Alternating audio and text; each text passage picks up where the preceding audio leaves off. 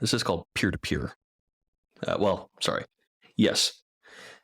So in the old model, you have usually what's called a server, and the server serves things out to all of the clients, right? In the mainframe days, that was, the server was the computer. The clients were the terminals that everybody in the building accessed them through, right? That analogy still exists.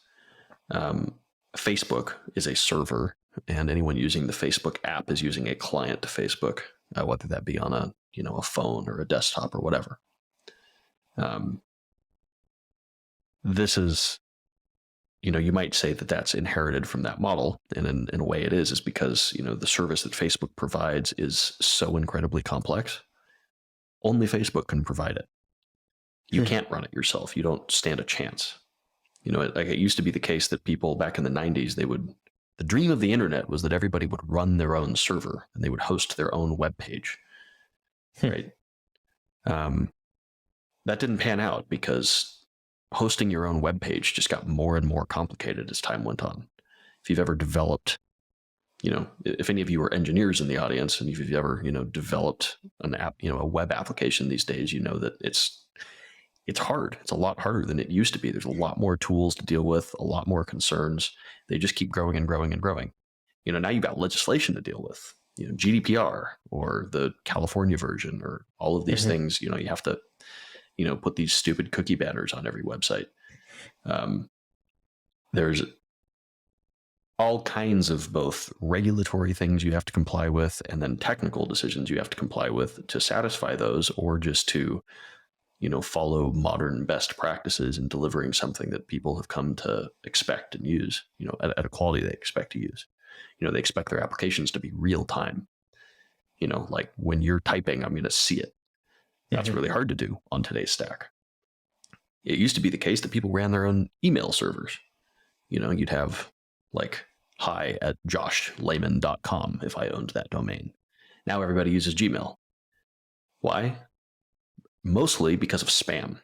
If you run your own email server, you get an incredible amount of spam. And unless you have a very sophisticated spam filter, your email is going to become almost impossible to use. Having a good spam filter and keeping up with the changing dynamics of phishing attacks and Nigerian princes and, whatever spam of the day is going on, requires constantly updating that spam filter, and Google's the best at it. And so everybody uses Gmail. There are other reasons that people use Gmail too, like the fact that, you get Google Maps and all kinds of stuff like that. And you just have to pay for it by letting Google read all your emails. I feel like I went on a little bit of a tangent there, but No. This is good. So, I mean, what I'm hearing here, this is kind of interesting. Thinking about this is sort of like a, brief history of the internet. You had this original vision where it was like very democratic or very, almost kind of maybe like libertarian or something is a better word, but everybody, has a free and open technology that anybody can use and run, and they can use it to connect directly with one another. But then there were certain architectural flaws or decisions that were made where the fixed costs to participating seem to be climbing. That's what I'm hearing. So you have policy, but you also have some of the technical stuff. So expectations around, real-time messaging, managing the complexity of an application, server-side application like Facebook or something like that. That's more than any single person could really deal with. And so it seems like that would make sense to me. Project that out. Of course, you get these centralized companies because they're the only ones who can pay the fixed cost to be able to provide the service that everybody expects. That's correct. Yep. Interesting. Working with the technology is hard enough to where the only way to provide a really good user experience, like, so throughout the 90s, there were open protocols and things that did what these centralized platforms do. There was IRC, right, for chat. But people didn't want IRC. They wanted WhatsApp or Facebook Messenger or, these various things. People, didn't want RSS. RSS is still a thing, but barely. It fell out of fashion in favor of these other centralized things that are better at, feeding you content to read based on, their analysis of the global populace.